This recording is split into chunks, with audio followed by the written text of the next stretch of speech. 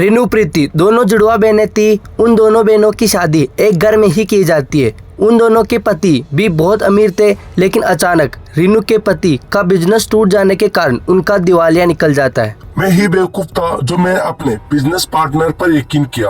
अगर मैंने बेवकूफों की तरह उस पर यकीन नहीं किया होता तो आज हमारे साथ ऐसा नहीं होता। मेरी वजह से तुम्हें भी कितना परेशान होना पड़ रहा है। तुम तो सोच रही होगी कि तुमने किस नालायक पति से शादी कर ली। मुझे माफ करना, मेरी तो किस्मत ही खराब है। आप ऐसा मत सोचिए। मैं तो बस इसलिए परेशान हूँ कि इतने सालों में आपने जो भी पूंजी कमाई है कोई आपसे धोखा करके उसे ले गया। बाकी अगर हम शुरू से ही ऐसे हालातों में होते तो मैं भी खुश ही रहती, क्योंकि मेरे लिए आपका साथ ही सबसे ज्यादा जरूरी है।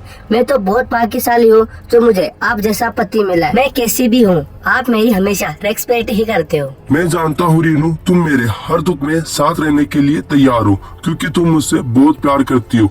लेकिन मैं तुम्हें ऐसे हालतों में नहीं देख सकता, और ऐसी हालत को देखते हुए मुझे बहुत ज्यादा दुख होता है। मैंने तुम्हारे पिता से वादा किया था कि मैं तुम्हें कभी कोई दुख नहीं पहुंचाऊंगा, और आज तुम्हें मेरी वजह से इस झोपड़ी में रहना पड़ रहा है। फिर भी तुम मेरे दुख में आज साथ खड़ी हो। सही में मैं तो बहुत किस्मत वाला हूँ जो मुझे तुम्हारी जैसी संस्कारी और धर्मपत्नी मिली है। वो दोनों आपस में ऐसे ही बात कर रहे थे, तभी उसकी छोटी बहन प्रीति का फोन आ जाता है। हेलो, कैसी हो रीनू दीदी? मैं ठीक हूँ प्रीति, तुम बताओ तुम कैसी हो? मैं ठीक हूँ रीनू दीदी, बस सोच रही थी कि आपसे मिले हुए बहुत दिन हो गए। जब से जीजाजी के साथ बिजनेस में फ्रॉड हुआ है तब से आप मुझे एक दिन भी नहीं मिली हो। अरे नहीं नहीं प्रीति, ये तुम क्या बोल रही हो? और ये भला ये बात कैसे बीच में आ गई कि किसी ने उनके साथ फ्रॉड किया है और इसी वजह से मैं तुमसे नहीं मिली? अरे नहीं नहीं रीनू दीदी, मेरा मतलब है कि बहुत समय से हम दोनों मिले नहीं है, तो मैं सोच रही थी कि मैं आज मिलने आपके घर आ जाऊँ। अरे प्रीति, तो इसमें पूछने वाली बात कौन सी है? अगर तुम्हारा मिलने का मन कर रहा है तो बिल्कुल आ जाओ। और वैसे भी मैं तुम्हें कॉल करने वाली थी, लेकिन टेंशन के मारे मैं सब कुछ भूल गई। थोड़ी देर बाद प्रीति उसकी बड़ी बहन रीनू के घर आ जाती है।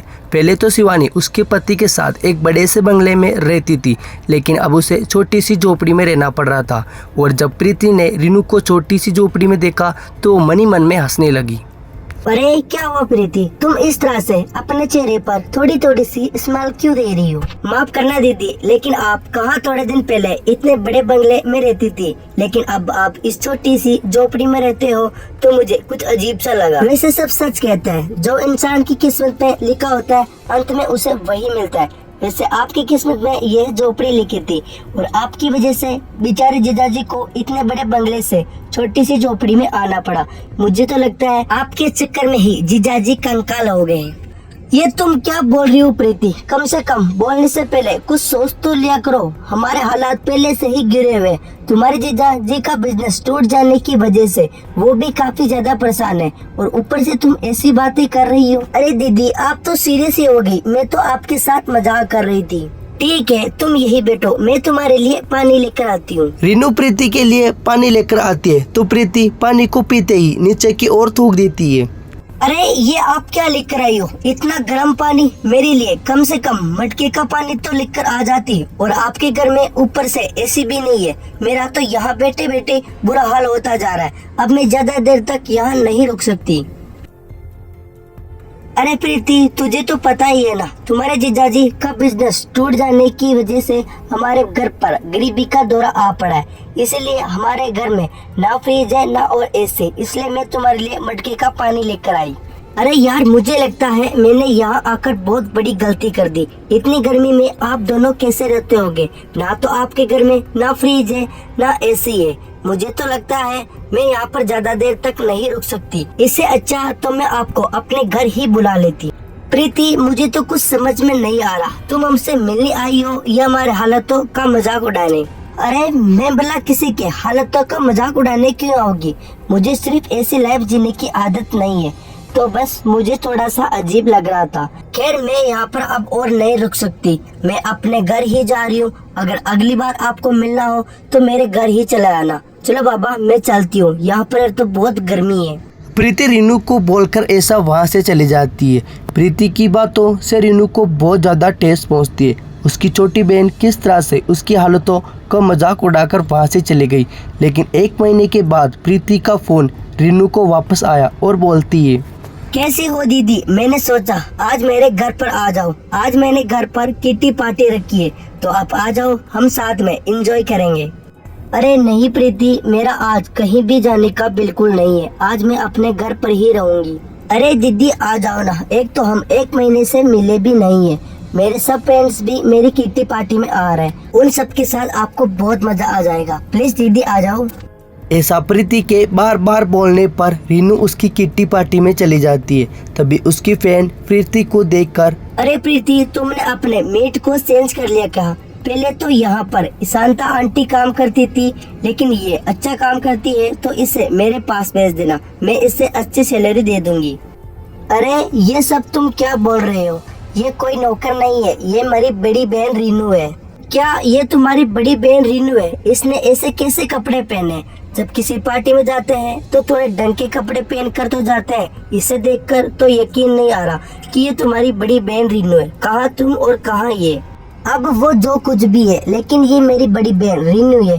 खैर चलो अब छोड़ो, दीदी आप यहाँ पर बैठ जाओ। वैसे सच में दीदी, अगर आप किटी पार्टी में आ रही थी तो थोड़े ढंग के कपड़े तो पहनकर आती। ढंग के कपड़े? तुम्हारे कहने का क्या मतलब है? प्रीति जो मेरे पास था वो मैं पहनकर आ गई। क्या तुमने यहाँ पर अपनी किटी पार्टी में मेरे कपड़ों के बारे में कमेंट करने के लिए बुलाया है? अरे आप तो बुरा ही मान गई, मैंने तो ऐसा कुछ बोला ही नहीं। मैं तो बस यह कह रही थी कि आप कहीं भी जाओ तो कम से कम थोड़े ढंग के कपड़े पहनकर तो जाओ। अब इसमें भला बुरा मानने वाली बात क्या है? वैसे तुमने सच ही बोला प्रीति, तुमने इन्हें अपनी किटी पार्टी में बुलाकर हम सबका मूड ही खराब कर दिया। इन्हें देखकर तो बिल्कुल भी मन नहीं लग रहा कि ये हमारे साथ डांस करेगी। तुम तो कहती थी कि मेरे हस्बैंड की तरह, इनके हस्बैंड भी बहुत बड़े बिजनेसमैन है, लेकिन इन्हें देखकर तो ऐसा लग रहा है कि इनके पति किसी फैक्ट्री में काम करते होंगे। तुम ऐसे लोगों को पार्टी में कैसे इनवाइट कर सकते हो? और नहीं तो क्या प्रीति, तुम्हारी इस छोटी सी गलती की वजह से हम सबका मूड खराब हो गया है। अब हम यहाँ पर और नहीं रुकेंगे, हम पार्टी करने के लिए बाहर जा रहे हैं। अगर तुमको पार्टी करना है तो तुम भी बाहर आ जाना, लेकिन हम तुम्हारी बड़ी बहन रीनू टीचर के साथ डांस नहीं करेंगे। ऐसा कहकर किटी पार्टी में आए हुए प्रीति के फ्रेंड्स पार्टी करने के लिए बाहर चले जाते हैं और उनके बाहर जाते ही प्रीति रीनू पर टूट पड़ती है और बोलती है, क्या सोचकर आप मेरी किटी पार्टी में ऐसे बनकर आए थी?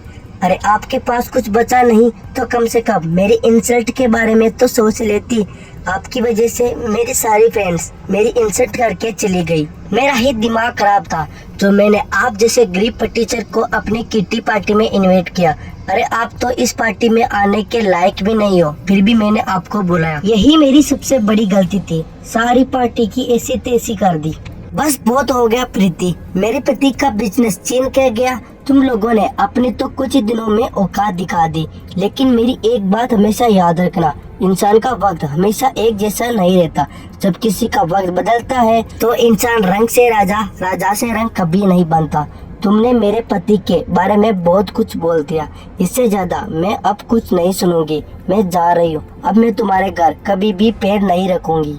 अरे वाह रीनू दीदी, मत बुलाना। वैसे भी अब तुम्हें यहाँ पर बुला कौन रहा है?